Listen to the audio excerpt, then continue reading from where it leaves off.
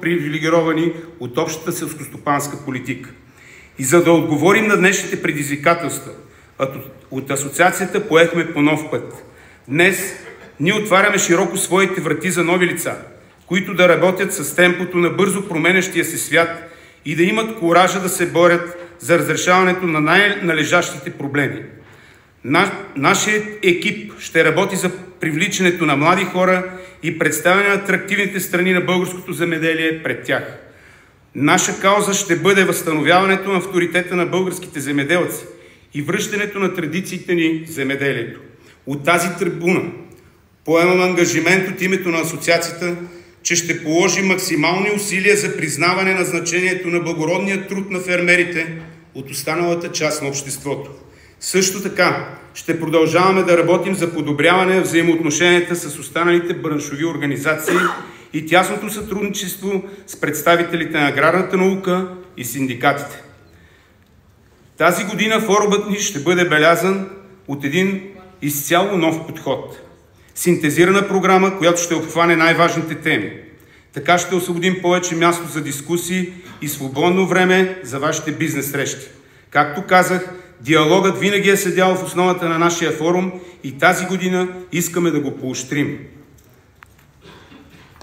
Надявам се днес да направим конструктивен дебат, който да назове истинските проблеми и да доведе до реални резултати. Ние имаме достатъчно катаклизми на полето и не бихме искали да ни се създават изкуствени такива и от администрацията.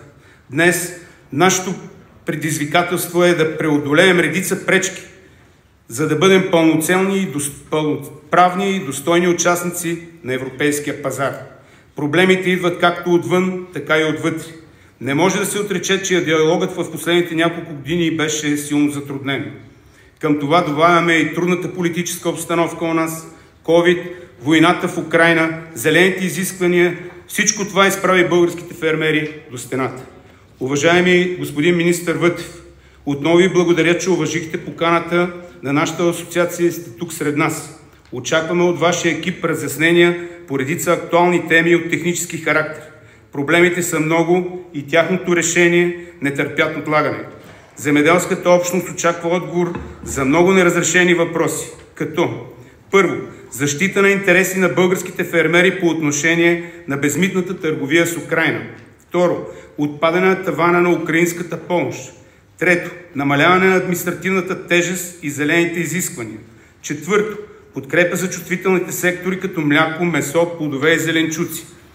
Пето, облекчен режим за привличане на работна ръка от чужбина. Шесто, реални мерки за напояването, които да се отразят в бюджета на страната. Седмо, регулация на поземлените отношения, като за целта ще проведем кръгла маса, на която се надявам, че ще вземат участие всички заинтересовани.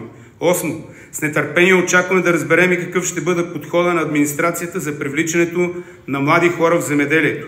Смея да твърдя, че почти нулевия интерес на младите към земеделието е проблем номер 1 за всеки от нас. Това са нашите въпроси, господин министър, на които търсим отговори. Сигурен съм, че всички присъстващи в тази зала също ги очакват с нетърпение.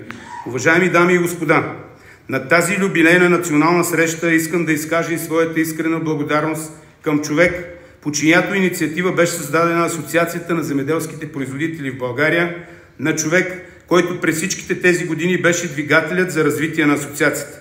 На него дължим голяма част от нашите успехи.